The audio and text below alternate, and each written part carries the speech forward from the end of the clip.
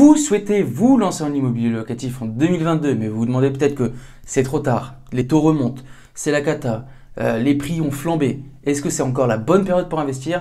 Je vais vous donner ma réponse. Déjà, premier point, il faut qu'on mette au clair les choses. On va poser les bases. Il est vrai que ces dernières années, les ventes n'ont fait qu'exploser avec un pic. Le summum a été fait en 2021, notamment à cause ou grâce, peu importe, à la crise Covid. Le Covid a clairement eu un effet totalement inverse de ce que j'avais imaginé, puisque moi je pensais que l'immobilier allait dégringoler et au final ça a été tout le contraire. L'immobilier a explosé. Il y a eu plus de 1 200 000 ventes immobilières en 2021, ce qui a causé aussi une hausse des prix de l'immobilier d'à peu près 6 à 8% sur la scène nationale. Maintenant, en sachant cela, on peut se dire, bon, est-ce qu'il ne serait pas prudent d'attendre avant d'investir? C'était le premier point. Le deuxième point, c'est toujours à cause de la crise Covid, il y a eu un changement, que je dirais, un changement de mentalité, un changement de perception du besoin au niveau des personnes. C'est-à-dire qu'à cause de la crise Covid, les gens se sont retrouvés enfermés, se sont retrouvés dans des petits logements sombres, sans lumière, pas de balcon, pas d'espace extérieur, etc., etc. Et les gens, ça les a un peu traumatisés. Et depuis 2021, on note quand même un changement au niveau de cette mentalité, puisque les gens préfèrent sortir de l'hypercentre afin de trouver des logements avec balcon, avec terrasse, avec jardin extérieur, terrain. Et ça explique aussi le pourquoi du boom des villes moyennes, des villes qui étaient en retard par rapport aux grosses villes. Mais ces villes moyennes ont réussi à tirer leur épingle du jeu puisqu'elles étaient notamment plus accessibles et pour le même prix, vous pouviez avoir un jardin, une terrasse, un extérieur. Donc là, on a posé les bases du marché immobilier en 2022. Bon, changement de mentalité, on est au summum, les prix sont hyper hauts par rapport à quelques années. Mais maintenant, j'aimerais vous dire aussi que les gens qui, il y a 20 ans, voulaient eux aussi investir dans l'immobilier, bah pour eux, c'était trop cher aussi. On était trop cher. Et dans l'immobilier, il y a un adage qui nous dit le meilleur moment pour investir, c'était il y a 20 ans, et le deuxième meilleur moment, c'est maintenant. Et justement, en fait, la dernière fois, je parlais avec un ami qui souhaitait acheter sa résidence principale sur l'île. Donc l'île qui fait partie des villes qui ont extrêmement explosé ces dernières années, avec notamment donc Lille, Lyon, Bordeaux et toutes ces grosses villes en dehors de Paris qui ont bien explosé. Et il m'a demandé, il me dit, écoute Anthony, c'est vrai que l'immobilier à Lille, il est cher, est-ce que tu ne trouves pas que c'est trop cher? Mais moi, je lui ai répondu, je lui ai dit la vérité, si, effectivement, c'est trop cher, mais le problème, c'est que si tu regardes il y a 20 ans, les gens pensaient aussi que Lille, c'était déjà trop cher. Mais est-ce que ça doit t'empêcher d'acheter là maintenant? Moi, je ne pense pas. Maintenant, parlons des taux bancaires. Les taux bancaires, parlons-en. Est-ce que la remontée des taux dernièrement est une raison pour ne pas investir? C'est pareil, moi je ne pense pas, parce qu'aujourd'hui en France, nous sommes capables d'investir sans mettre le moindre euro de notre poche dans l'affaire. C'est-à-dire que vous levez de l'argent gratuitement. En plus, si nous comparons les taux bancaires actuels face à l'inflation, vous gagnez de l'argent actuellement en empruntant. Que demande le peuple? Franchement, je ne sais pas. Maintenant, parlons des taux concrètement. À l'heure actuelle, il me semble, j'ai vérifié tout à l'heure, nous sommes à 1,50% sur 20 ans pour un prêt immobilier selon meilleur taux. Si on compare les taux actuels par rapport aux taux qu'il y a quelques mois, effectivement, les taux ont remonté. Mais est-ce que c'est grave? Non. Il faut juste vous rappeler qu'il y a quand même quelques années, les taux étaient à 3 voire 4% et ces taux étaient considérés comme des taux corrects. Donc avec nos taux à 1,5, 1,7, 2, on est quand même pas mal. Il faut savoir qu'il y a même les anciens investisseurs qui ont connu des taux à 6, 7%. Nos parents ont connu des taux vertigineux. Donc avec nos 1, 2%, on est quand même pas mal. Maintenant, j'aimerais soulever un point. Est-ce que la remontée des taux est quelque chose de négatif? Personnellement, moi, je pense pas. Je pense que c'est une bonne chose, la remontée des taux, parce qu'il faut savoir qu'il y a quand même une certaine corrélation entre les taux bancaires et les taux et les prix de l'immobilier. C'est-à-dire qu'un taux bancaire, plus il est haut, plus les prix de l'immobilier vont chuter. Et à contrario, plus les taux bancaires vont diminuer, plus les prix de l'immobilier vont augmenter. Il y a une corrélation entre ces deux choses qui s'est toujours vérifiée. Donc je pense qu'il n'y a qu'à attendre avant qu'il y ait une répercussion sur le marché de l'immobilier à l'heure actuelle. Maintenant, prenons un exemple pour imaginer un peu la chose. On va dire une personne qui souhaite rembourser 1000 € de remboursement bancaire par mois, combien elle pourrait emprunter avec des taux différents? On prend toujours un crédit sur 20 ans, avec un taux à 1%, 1,5 et 2%, et on va voir la différence au niveau de l'emprunt. Avec un taux à 1%, la personne est capable d'emprunter 204 000 €. Avec un taux à 1,5, la personne est capable d'emprunter pour 195 000 €. Et avec un taux de 2%, la personne est capable d'emprunter pour une somme de 186 000 €. Et entre 1% et 2%, on a quand même une grosse marge de 20 000 €. C'est-à-dire que la personne entre un taux à 1% et un taux à 2% perd en capacité d'emprunt 20 000 €. Et c'est quand même pas rien, c'est quand même une grosse somme, 20 000 €. Et du coup, la répercussion sur le marché à l'heure actuelle, c'est tout simple. C'est que des personnes se positionnent sur des biens avec des dossiers bancaires plutôt fragiles, ils ne sont pas capables d'emprunter, ils n'ont pas d'apport, ils ont plein de choses. Et peut-être qu'avant, c'était beaucoup plus simple pour eux d'emprunter, et maintenant, avec la remontée des taux, ils sont plus capables d'emprunter la même somme.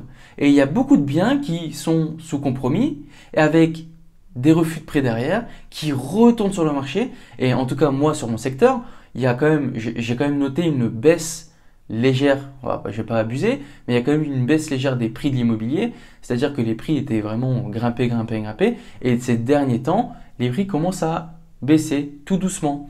Et on n'est que sur le début du processus. Maintenant, parlons de l'apport. L'apport, je sais que c'est un gros sujet. En France, on a quand même la chance d'être capable d'emprunter sans apport, mais est-ce que cette période est différente? Est-ce que je suis capable aujourd'hui, en 2022, d'emprunter sans apport? La réponse est oui. Si vous êtes sur votre premier achat, si vous commencez seulement dans l'immobilier, il y a de fortes chances que vous êtes capable de décrocher un prêt sans apport. Mais à contrario, l'apport commence aussi à devenir quelque chose qui est assez demandé. Les banques, en fonction de votre scoring bancaire, peuvent faire passer un dossier. Si vous mettez la main à la poche, les banques commencent de plus en plus à se plier aux règles du HCSF. Je vous laisserai regarder sur internet ce qu'est les recommandations du Haut Conseil de la stabilité financière, qui, soit dit en passant, ne sont plus des recommandations, mais sont exigées. Donc l'apport devient aussi, si vous souhaitez continuer à investir, ça devient inévitable. Vous allez devoir mettre la main au portefeuille. Maintenant, si vous avez trouvé une opération qu'elle est rentable et qu'elle vous intéresse, pourquoi ne pas mettre d'apport? Moi, je trouve ça bête. Ça vous sécurise un peu dans l'obtention de votre prêt immobilier. Et puis derrière, vous négociez, je sais pas, un petit différé partiel, histoire de reformer ce coussin de sécurité, ce coussin apport. Et puis derrière, c'est reparti. Ok, maintenant on a vu toutes ces informations, on a vu les bases de l'immobilier en 2022, mais on l'a vu d'une manière assez standard. Maintenant, ce que j'aimerais faire avec vous, c'est de reprendre ces mêmes informations, mais d'y mettre vraiment la vision investisseur. Commençons par les taux de crédit immobilier. Je vois énormément de personnes qui ne jurent que par ça. Les taux bancaires, ils seraient prêts à laisser filer une opération parce que le taux est un peu trop élevé. Et pourtant, pour moi, le taux bancaire, c'est clairement quelque chose que je dirais presque secondaire. Pour moi, le principal, c'est vraiment le financement. Être capable de lever de la dette en ayant mis un minimum d'argent sur la table. Le taux bancaire, sincèrement, c'est quand même accessoire. Maintenant, oui, entre un taux à 1% et un taux à 5%, il est bien sûr beaucoup plus judicieux d'avoir un taux à 1%, à 20% que 5 par exemple. Mais vraiment, pour moi, c'est quand même quelque chose qui est assez secondaire. De plus, des taux plus élevés feront plus de charges déductibles. Qui dit plus de charges déductibles dit moins d'impôts normalement à payer. Et qui dit moins d'impôts à payer dit normalement plus d'argent dans notre poche. Où est le mal? Donc, bien sûr, il y a les taux et les taux. Si on te propose un taux à 1 et puis le taux du marché c'est 1,5, on te propose 1,6, 1,7 et il y a une autre banque qui te propose 3, bien sûr, il y a quelque chose qui ne joue pas. Mais par contre, voilà, le taux, ça doit rester qu'accessoire. Il y a des gens vraiment qui seraient prêts, franchement, quand je vois ça sur des groupes Facebook et tout, les gars, ils seraient prêts à refuser l'affaire tout simplement parce que ils ont vu que le taux du marché c'était 1,50 et on leur a proposé 1,65 à 70, ils seraient prêts à tout lâcher. Et ça, c'est n'importe quoi. Parlons maintenant aussi des prix. Pour les prix, il y a débat tout simplement parce que effectivement, selon la zone où vous souhaitez investir, il serait peut-être plus prudent d'attendre une remontée concrète des taux pour voir une régularisation au niveau du marché immobilier, parce qu'il y a des zones qui ont monté, et puis on le sait, actuellement on est quasiment au top de la courbe des prix immobiliers. Et c'est toujours chiant que si tu achètes en haut de la courbe et que juste derrière la courbe s'inverse et puis ton bien qui t'a acheté 200 000 vaut 180 000, effectivement, c'est pas plaisant pour personne. Maintenant, après, ça va dépendre aussi de votre vision. Si vous avez une vision long terme, 8, 10 ans, pourquoi pas? Je vois pas où ça gêne. Votre prix aura le temps de se stabiliser et peut-être remonter encore après dans le futur. Maintenant, si tu as une vision beaucoup plus court terme, c'est-à-dire entre 5 et 5 ans maximum, peut-être que là, il vaudrait mieux attendre que les prix, parce qu'on ne sait pas où vont partir les prix, peut-être que ça va chuter, peut-être que ça va se stabiliser, on ne sait pas. Mais si vous avez une vision long terme, 8-10 ans, n'hésitez pas, investissez.